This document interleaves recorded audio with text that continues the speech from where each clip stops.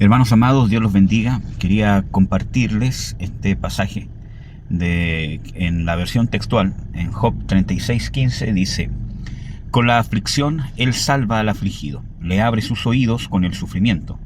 Entonces, en verdad, Él te impulsa a salir de las garras de la angustia, a un lugar espacioso y abierto para servirte una mesa llena de grosura.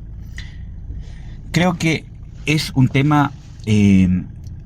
Es un tema relevante poder ver cómo Dios, como dice aquí, ¿cierto? Con la aflicción Él salva al afligido, que parece aparentemente una contradicción. En otras versiones es, traducido dando a entender, otra cosa.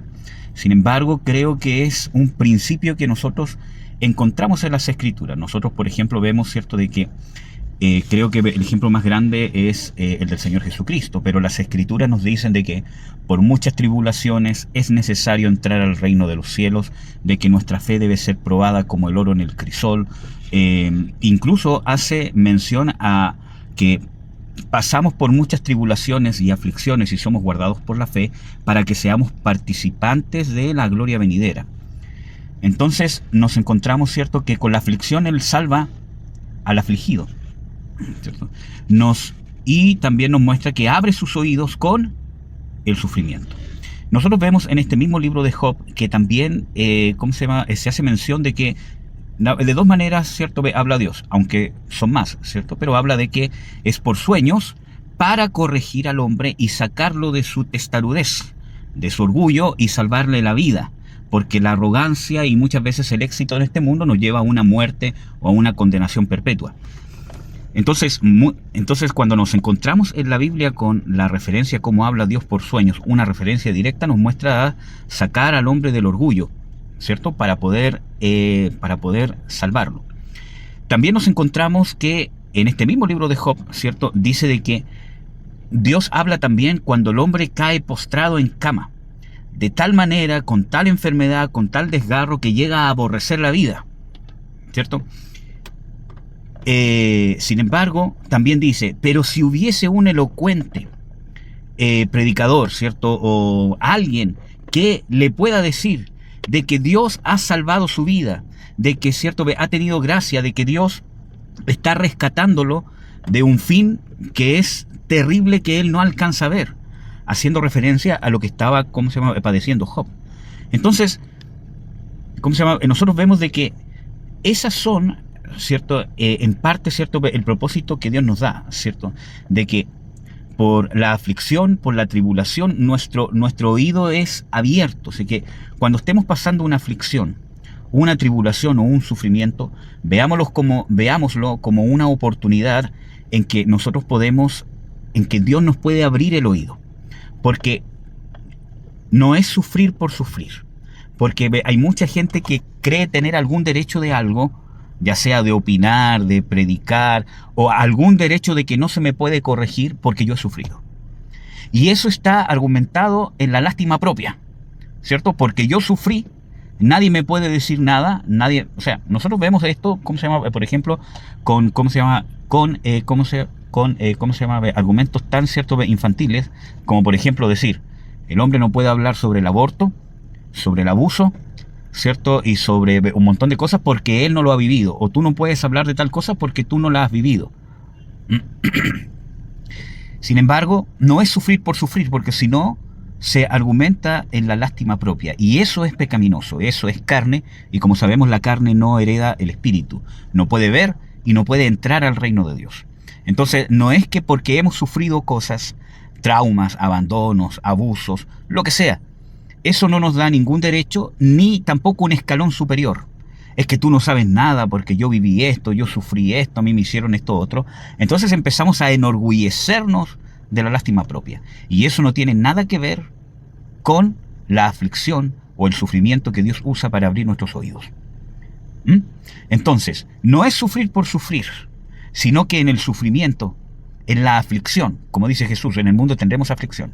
En la aflicción, cuando nosotros lo tomamos, ¿cierto?, de una manera con humildad, ponemos nuestra esperanza en Dios, nos esforzamos por ver el propósito de Dios, por buscar a Dios, por permanecer, ¿cierto?, en esta tribulación, o en lo que hayamos vivido en el pasado, buscamos en Dios, ¿cierto?, nuestra sanidad, buscamos en Dios nuestro propósito, salimos de la lástima propia y asumimos la responsabilidad de no vivir de acuerdo al abuso, de acuerdo a lo que sufrimos, ¿cierto?, sino usar eso de una manera positiva en Dios, que nos haga más humildes, que nos haga más fieles a Dios y que podamos ver la mano de Dios detrás de todas las cosas, como lo hizo José, por ejemplo.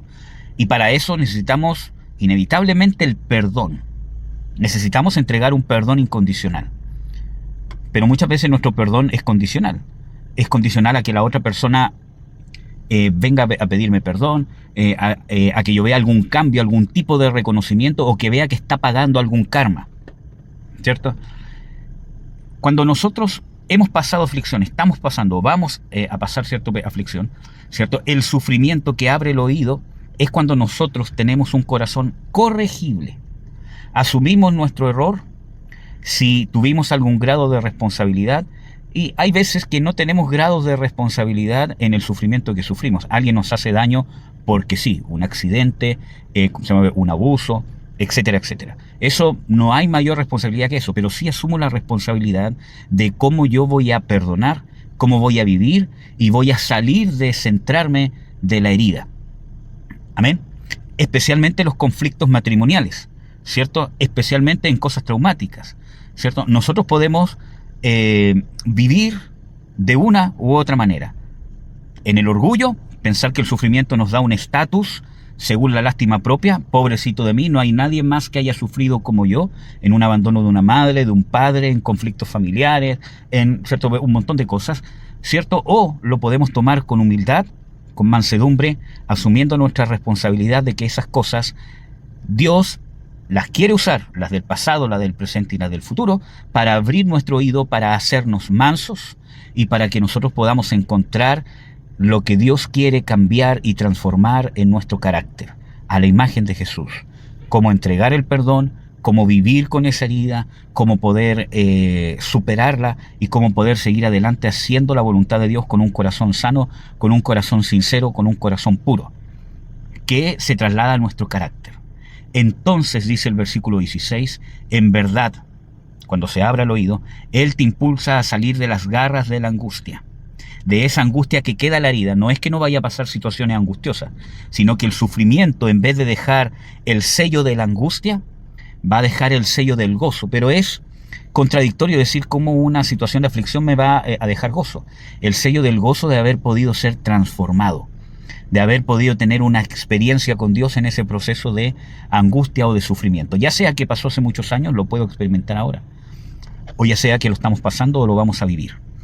A esa angustia, a un lugar espacioso y abierto, está hablando del interior del corazón, que mi corazón es espacioso, abierto, está en un lugar abierto, está en paz, está abierto a perdonar, abierto a seguir adelante, no está estrecho, para servirte una mesa llena de grosura, que es lo que Dios nos promete. Acuérdense que la palabra dice, bienaventurados los que sufren, porque de ellos es el reino de Dios. Que Dios los bendiga, hermanos. Un gran abrazo, espero esto sea de bendición.